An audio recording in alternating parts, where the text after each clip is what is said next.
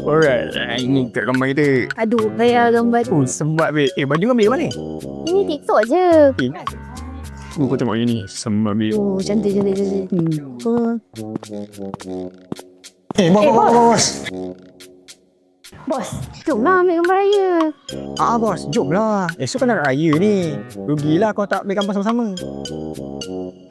You all start je lah dulu.